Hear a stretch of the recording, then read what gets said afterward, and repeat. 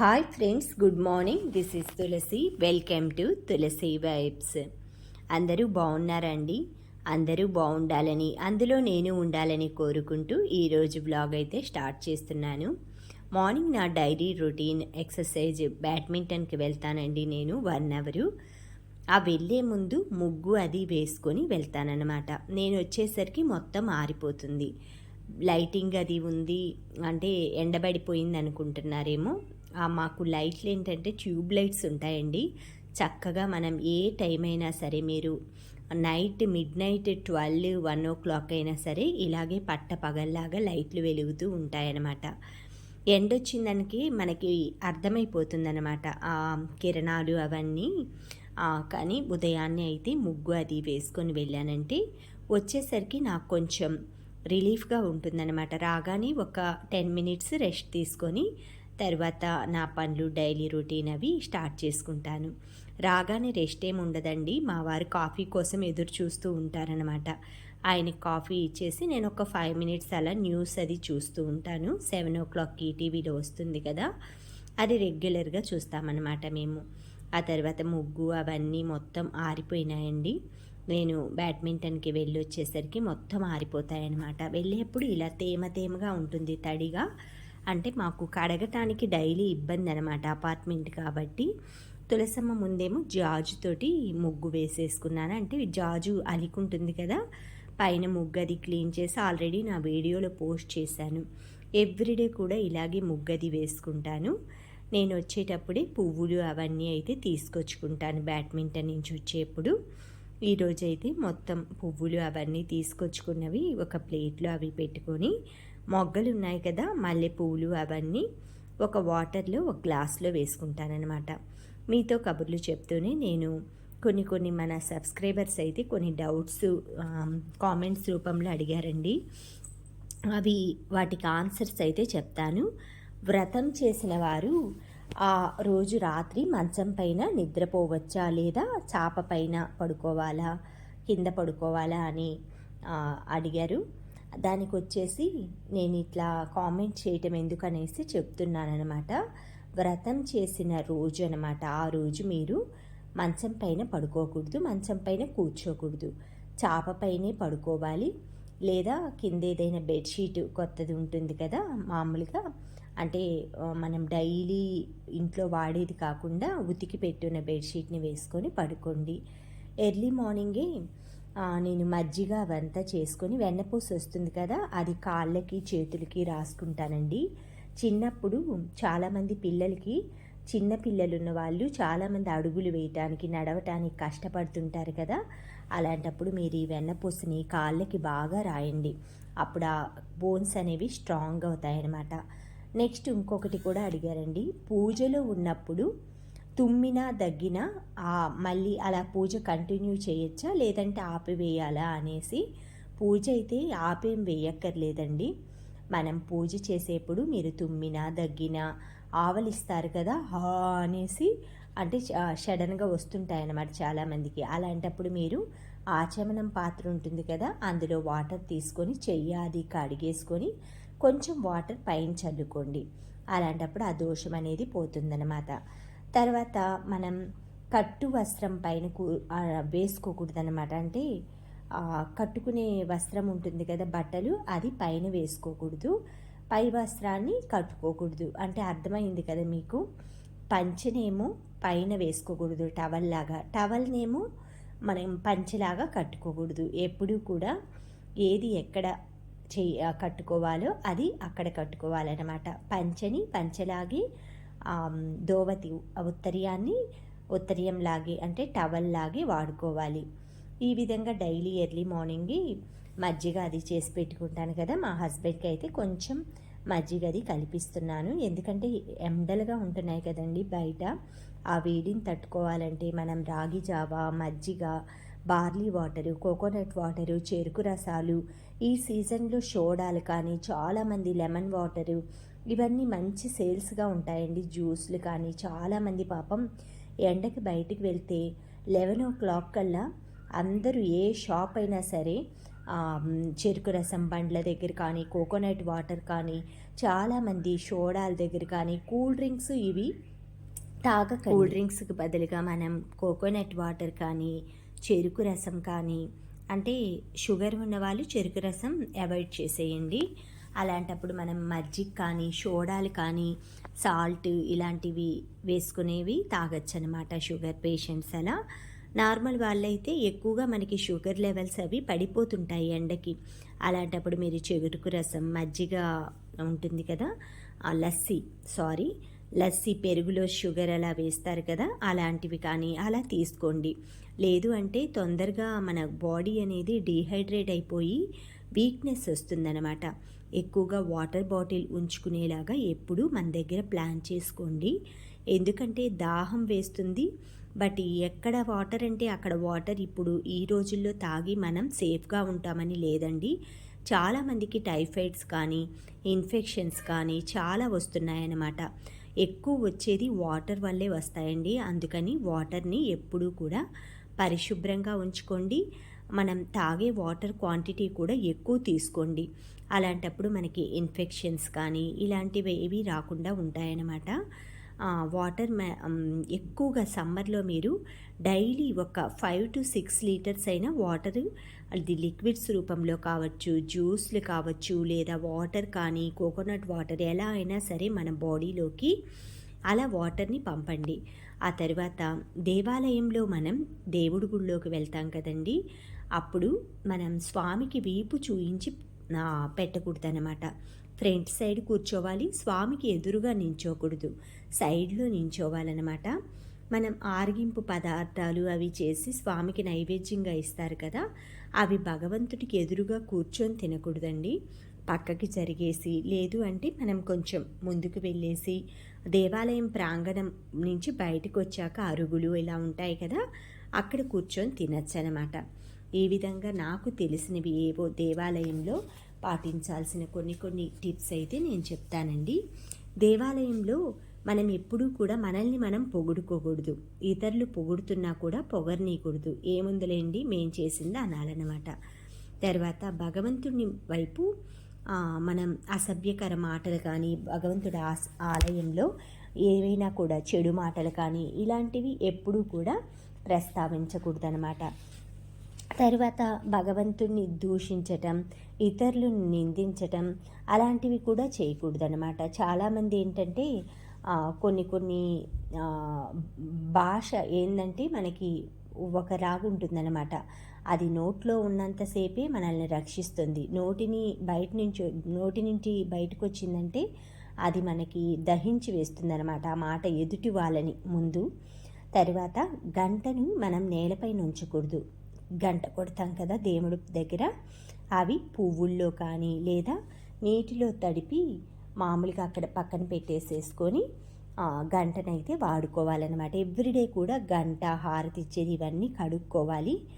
ఆ తర్వాత దీపారాధన కుందులు ఇవి కూడా ప్రతిరోజు కూడా మనం తినే పళ్ళెం ఎలా క్లీన్ చేసుకుంటామో అలాగే భగవంతుడికి నివేదించిన ప్రతిదీ కూడా శుభ్రం చేసి ఆయన్ని మళ్ళీ పూజించాలి. తర్వాత పుష్పాలను ఎక్కువగా నీటిలో ఉంచేసి ఆ నీటితో పాటు పూజింపకూడదు. అవి బాగా శుభ్రంగా కడుక్కొని ఆరబెట్టుకున్న తర్వాత ఉదయాన్నే మనం ప్లేట్లో పెట్టేసేసుకుంటే పూజ టైంకి రెడీ అయిపోతాయి. తర్వాత మనం పూజా గృహంలో దేవాలయంలో ముందు కుడికాలుతో, అంటే లెఫ్ట్ లెగ్ కాకుండా రైట్ లెగ్ తోటి వెళ్ళాలన్నమాట. మన ఇంట్లో పూజ మందిరంలో కానీ దేవుడి గుళ్ళో కానీ. తరువాత మనం ఏవైనా ప్రసాదం తీసుకునేప్పుడు పులిహోర, పొంగలి, మినపప్పు, గారె, కొబ్బరి చిప్ప, పెసరపప్పు ఇలా పిలవకూడదన్నమాట. నైవేద్యాన్ని దైవ ప్రసాదం అని పిలవాలి.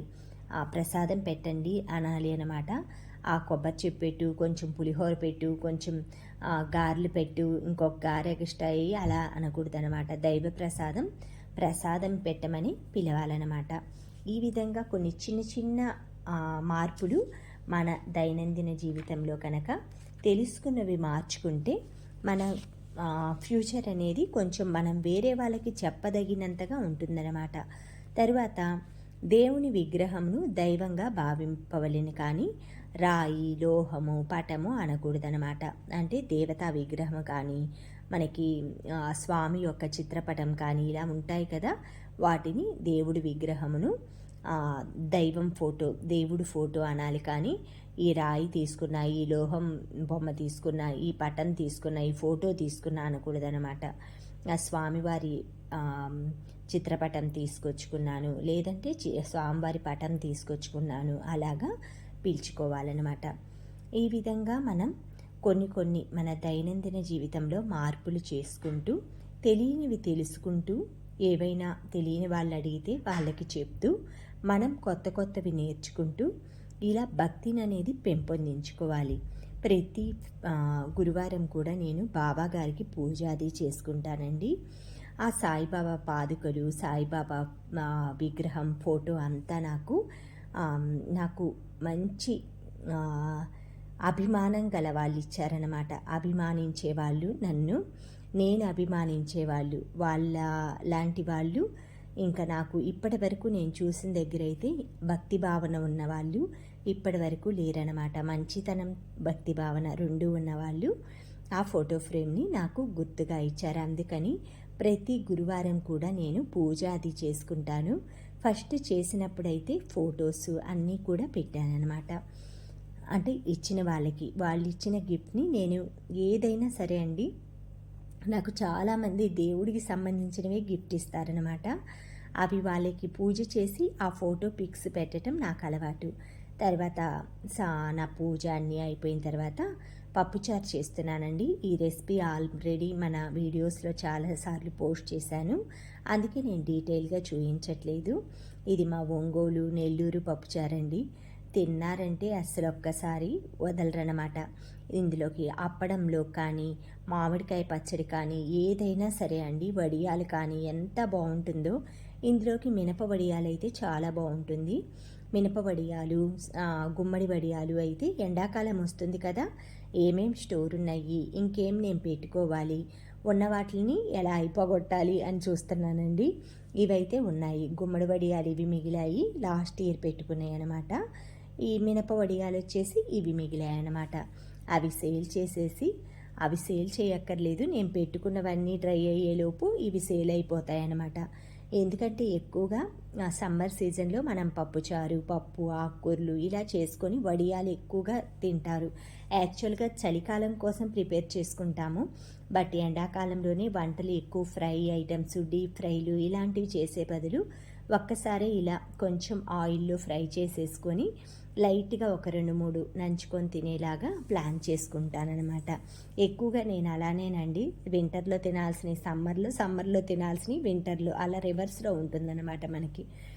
ఈ చిట్టి వడియాలు అయితే చాలా బాగుంటాయండి. ఇవి నేను ఫస్ట్ మార్కెట్లో తీసుకొచ్చుకున్నానన్నమాట. మాకు మినపప్పు వడియాలు ఇవి పెట్టరు. అమ్మ వాళ్ళు సగ్గుబియ్యం వడియాలు, బియ్యం పిండి వడియాలు, అప్పడాలు ఇలాంటివి చేస్తారనమాట. మినప వడియాలు కృష్ణా జిల్లా ఇటువైపు మినప వడియాల కర్రీ అలా వండుతారు. ఒక్కసారి నేను కృష్ణా జిల్లా వంటలు అవి అలవాటయ్యాక ఇంకా నాకు కృష్ణా జిల్లా వంటకాలే ఇష్టంగా, అంటే అడాప్ట్ చేసేసుకున్నానమాట. అందులో బొబ్బట్లు కానీ, పాలతాలికలు కానీ, కొన్ని ఐటమ్స్, రెసిపీస్. పులిహోర అయితే మాకు ఇంకా నెల్లూరు తర్వాతేనండి. నెల్లూరు రంగనాయకుల స్వామి టెంపుల్లో పులిహోర తిన్నవాళ్ళు ఇంకా తమిళనాడు స్టైలేనండి అక్కడ. నేను అరుణాచలంలో, కాంచీపురంలో అక్కడ ఏ ఫ్లేవర్స్ అయితే ఉన్నాయో మా నెల్లూరు రంగనాయకుల స్వామి టెంపుల్లో కూడా సేమ్ అలానే ఉంటుందండి. కొంచెం కూడా తేడా ఉండదన్నమాట. ఆ పులిహోర ఎలా చేయాలో కూడా నేను మన వీడియోలో ఆల్రెడీ పోస్ట్ చేశాను. స్పెషల్గా దానికి ఆ పేరు పెట్టలేదు, కానీ నేను వీడియోస్లో అయితే మధ్యలో అదేనండి నేను చేసిన మిస్టేక్. తయారు చేసే ఐటెం పేరు అది క్లియర్గా రాయకుండా నేను చేసే వీడియోస్లో అది ఒక పార్ట్ చేశాను అనమాట. అందుకే నేను మళ్ళీ చేయాల్సి వస్తుంది పులిహోర ఇలాంటివన్నీ. అందుకనేసి నేను నెక్స్ట్ టైం అయితే ఆ రెసిపీ, దాన్ని తయారు చేసే విధానము, ఇంగ్రీడియంట్స్ అన్నీ అయితే క్లియర్గా చూపిస్తాను. మొక్కలైతే బాల్కనీలో అన్నీ డస్ట్ బాగా విపరీతంగా వస్తుందండి. మీకు నేను లాస్ట్ వీడియోలో చూపించాను, ఇంట్లోనే ఎక్కువగా వస్తుంది దుమ్ము. అలాంటప్పుడు ఇంకా బాల్కనీ అంటే ఓపెన్గా ఉంటుంది కదండి. నేను గ్రీన్ మ్యాట్ కట్టాలనుకుంటున్నాను. బట్ గ్రీన్ మ్యాట్ కడితే ఏంటంటే ఎక్కువగా గాలి కానీ ఏమీ అందమన్నమాట మొక్కలకి. అదొక్కటి ఆలోచిస్తున్నాను. డస్ట్ వస్తుంది, బట్ వాటర్‌తో వింటర్ సీజన్‌లో క్లీన్ చేసుకోవచ్చు కదా అని ఆ డస్ట్ చూస్తే అయితే నాకు చిన్న పిల్లల్లాగా ఆ చెట్లని చూసుకుంటూ, ఇది నేను దొండపాదండి నేను పట్టుకున్నది. నేను విత్తనాలు దొండకాయ అవి వంట చేశాక కూరగాయల నీళ్ళు అవన్నీ వెజిటేబుల్స్ కడిగిన వాటర్ అన్నీ మొక్కలకిస్తాననమాట. ఈ తమలపాకు చెట్లు అది మలిచింది. ఫస్ట్ నేను తమలపాకే అనుకున్నాననమాట. అంటే రూట్స్ నుంచి లోపల నుంచి వస్తాయి కదా అని. తర్వాత దొండ చెట్టు అండి. నాకు దొండకాయ చెట్టు అంటే చాలా ఇష్టం అనమాట. మేము జగ్గయ్యపేట వెళ్ళే దారిలో దొండ చెట్లు పందిరేసేసి చిన్న ప్లేస్లో వాళ్ళు రోజ్ ఫ్లవర్స్, దొండ చెట్లు ఎప్పుడూ పచ్చగా ఉంటుందండి గ్రీన్‌గా. నాకు దొండకాయ అంటే చాలా ఇష్టం అనమాట. అందులో దొండ చెట్టు ఏంటంటే విత్తనాల ద్వారా రాదు ఎక్కువగా. ఇదేదో బై మిస్టేక్ వచ్చిందనమాట ఎక్స్పెరిమెంట్. మామూలుగా అంటు ద్వారానే వస్తుంది దొండ చెట్టు. లాస్ట్ నేను మ్యారేజ్కి వెళ్ళినప్పుడు మా ఆడబడుచు వాళ్ళ ఇంటి ముందు ఉంటే కూడా దొండ చెట్టు తీసుకొచ్చుకున్నాను వేరుతో పాటు. అది కార్ డిక్కీలో అక్కడక్కడ పెట్టేసి పాడైపోయింది. చూశారు కదా సమ్మర్లో డస్ట్తో పాటు చెట్లు ఆకులన్నీ కూడా అసలు ఏప్రిల్ కూడా రాలేదండి, అంత విపరీతంగా కాస్తున్నాయన్నమాట ఎండలు. మీరు బయటికి వెళ్ళేటప్పుడు గొడుగు కానీ క్లాత్ కానీ కట్టుకొని వెళ్ళండి. వడదెబ్బ అవి తగలకుండా. పిల్లల్ని కూడా హాఫ్ డే స్కూల్ అయినా సరే అండి, చిన్న చిన్న పిల్లల్ని పంపించకపోయినా పర్లేదు, వడదెబ్బ అవి తగలకుండా జాగ్రత్తగా చూసుకోండి. కొబ్బరి నీళ్ళు, మజ్జిగ ఇలాంటివి ఎక్కువ తీసుకోండి. పుదీనా వేసుకొని మ్యాంగో జ్యూస్లు కానీ అలా పుదీనాని కొంచెం ఇంట్లో ట్రై చేయండి పెంచుకోవటానికి. మనకి ఫ్రెష్ జ్యూసెస్లో వేసుకోవచ్చు అనమాట. తర్వాత ఈవినింగ్ టైం అయితే టెంపుల్కి వెళ్ళానండి. ఈరోజు బాబా గారిది మా విగ్రహం ఉంది కదా మా టెంపుల్లో. ఎవ్రీడే కూడా హారతి అవి పాడతారు. థర్స్డే కదా అనేసి బాబా హారతి టైంకి అయితే వెళ్ళి కొంచెం ఫ్లవర్స్ అవన్నీ కట్టించేసి వచ్చానన్నమాట. ఆ తర్వాత ఇంటికి వచ్చిన తర్వాత ఫాల్స్ ఇవన్నీ శారీస్ రెడీ చేసుకుంటున్నానండి. ఉగాది వస్తుంది కదా, ఇన్ని రోజుల నుంచి అయితే వాటితో పని లేదనిపించింది అనమాట. ఎక్కువగా నేను డ్రెస్సులు వేసుకుంటాను. ఫ్రైడే రోజు అంటే కొత్త చీర ఏం కట్టక్కర్లేదు కదండి, ఉన్న చీరలు సరిపోతాయి. అందుకే ఇవన్నీ పక్కన పెట్టానన్నమాట. ఈ శారీ వచ్చేసి ఆర్గాంజా అనమాట, కనకాంబరం కలర్. ఈ కలర్ నాకు లైట్ కలర్ లేదు, దానికి ఫాలు అదైతే అటాచ్ చేసుకుంటున్నానండి. నేను ఎక్కువగా ఫాల్స్ శారీ అంచులు అయితే నా దగ్గర మిషన్ ఉందన్నమాట. బ్లౌజులు అవి మంచి మోడల్స్ అయితే కుట్టనండి. నార్మల్ బ్లౌజ్ అయితే నేర్చుకున్నాను, నేను యూట్యూబ్ చూసే నేర్చుకున్నాను అనమాట. ఎక్కువగా బయట నేర్చుకున్నా కూడా నాకు అంత ఇంట్రెస్ట్ లేదు బ్లౌజులు కుట్టడం, అందుకే నేను నేర్చుకోలేదనమాట. ఎందుకంటే నాకు హెడేక్గా ఉంటుందన్నమాట ఎక్కువగా బ్లౌజెస్ ఇవన్నీ కుట్టడం. అందుకే నాకైతే మిషన్ కుట్టడం వచ్చనమాట. కుట్టడం వచ్చు, బ్లౌజెస్ కూడా కొన్ని కుట్టాను. అందుకే ఇంకా శారీస్ ఫాల్స్ కానీ కర్టన్స్ కానీ ఏవైనా కుట్లు ఊడిపోయినా ఇలాంటివన్నీ నేనే కుట్టుకుంటాను. చీరలన్నిటికైతే అంచులు ఫాల్స్ కుట్టేసేసుకున్నాను. ఈరోజు ఆఫ్టర్నూన్ 4 శారీస్కి అయితే ఈ పనులన్నీ చేసుకున్నానండి. ఫాల్స్ అయితే 2 days పట్టింది.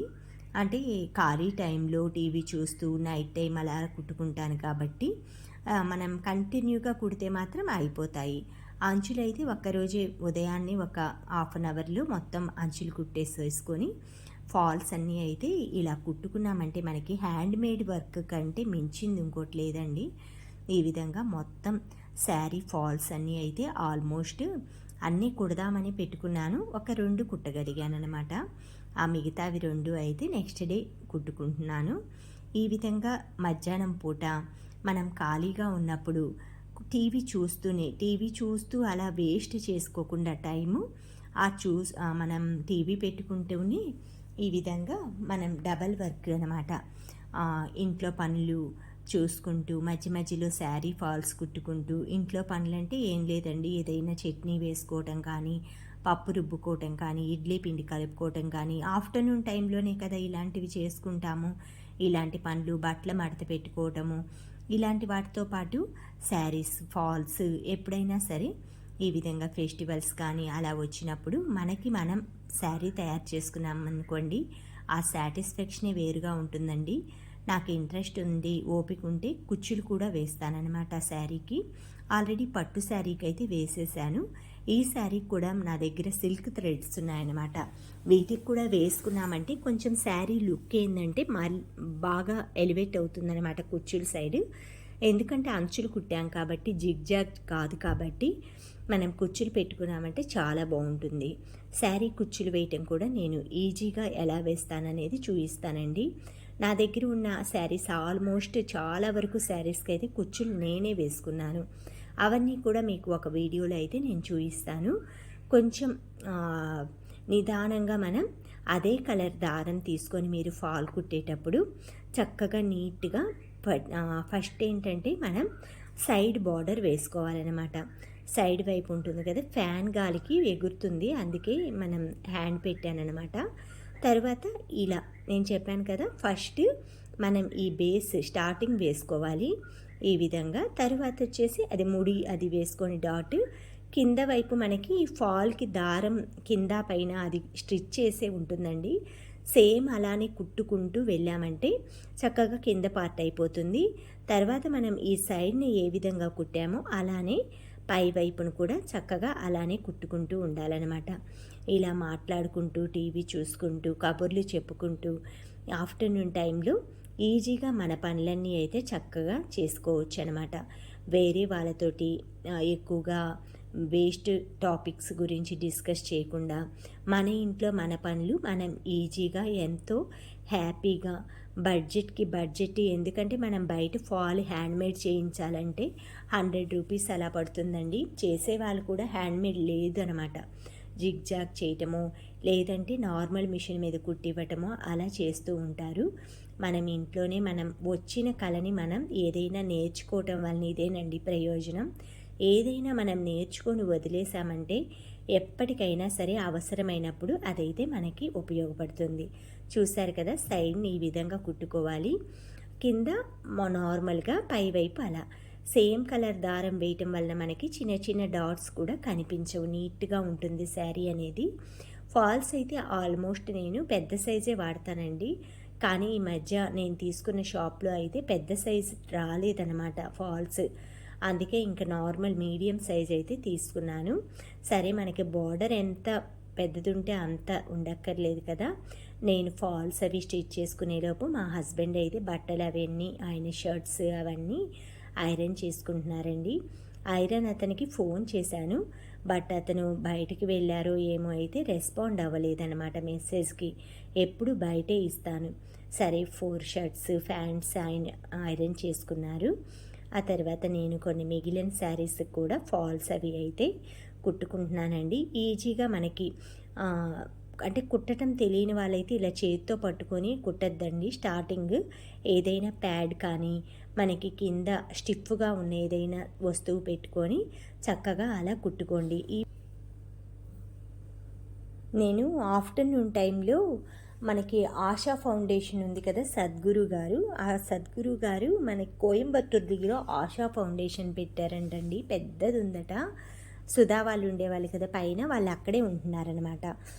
అయితే అక్కడికి రెండక్క, ఇక్కడ ఆశా ఫౌండేషన్ అది పెద్దదిగా ఉంది అని కొన్ని నాకు మెసేజెస్ పెట్టిందనమాట, వీడియోస్, అక్కడ ఉన్న వాక్యాలు అవి కొన్ని అవి నేను మీకు తెలుగులో ట్రాన్స్లేట్ చేసి చెప్తాను. అక్కడ తమిళ్ ఇంగ్లీషే ఉంటుందన్నమాట. అందులో ఒకటి కొటేషన్ అండి, నేను అన్న మమకారం, నాది అన్న అహంకారం సమసినప్పుడే మనోవికాసం కలుగుతుంది. ఆత్మ నిగ్రహం కంటే అత్యంత విలువైనది మరొకటి లేదు. ఎంత మంచిగా ఉందో కదండి. ఈ విధంగా టెంపుల్కి అయితే వెళ్ళామంటే అదొక ప్రశాంతత వస్తుందండి.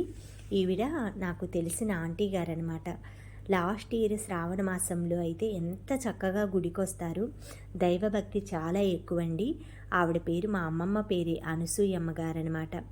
చాలా బాగా దేవుడు వాటికి హెల్ప్ చేస్తారు, డైలీ టెంపుల్కి వస్తారు. అలా కొంతమందిని చూస్తే మనకి ఇన్స్పిరేషన్గా ఉంటుందన్నమాట.